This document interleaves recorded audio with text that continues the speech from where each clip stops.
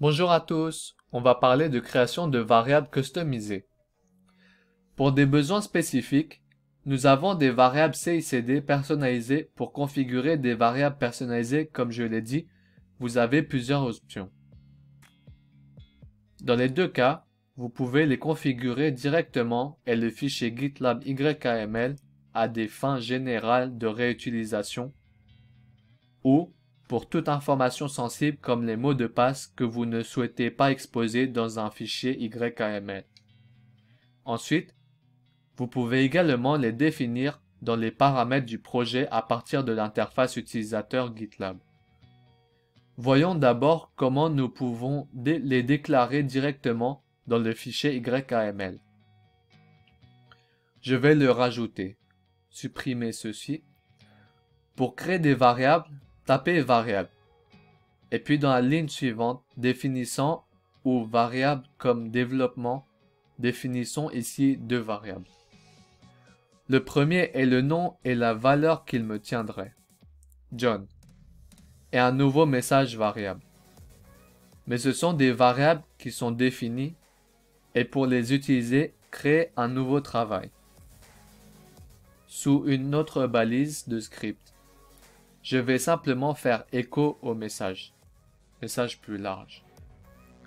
Ainsi, une exécution de ce travail imprimera un message. Bonjour John, comment validez-vous les modifications? Excellent. Il a un message attendu sur le thème des imprimantes. Ajoutant un peu plus à cela.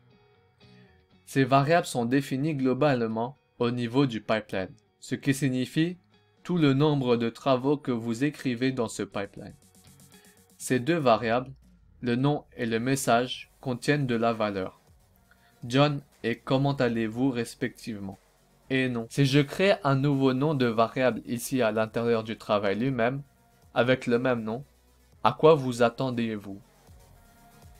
Eh bien, cette nouvelle variable remplacera la valeur John avec la marque de valeur. C'est exactement la même chose qu'avec n'importe quel langage de programmation. Aucune nouvelle variable définie dans un travail particulier ne remplacera les valeurs des variables définies globalement par le thème.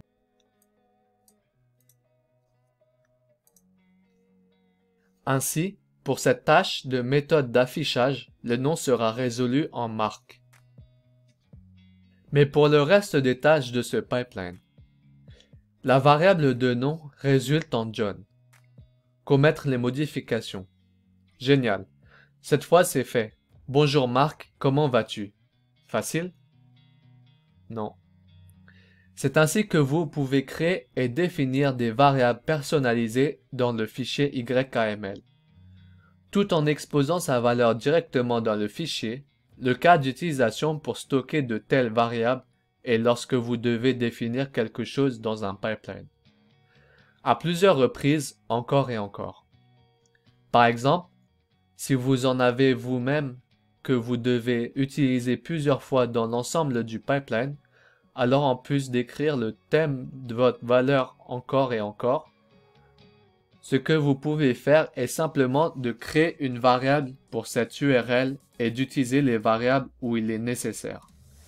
De cette façon, cela aide également à minimiser les erreurs de frappe. C'est acceptable.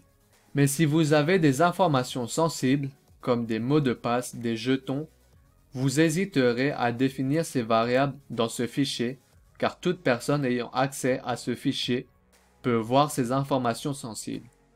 Donc, pour ce type d'informations sensibles, GitLab nous propose un autre moyen de stocker des variables, qui se trouve dans les paramètres de produit d'un projet.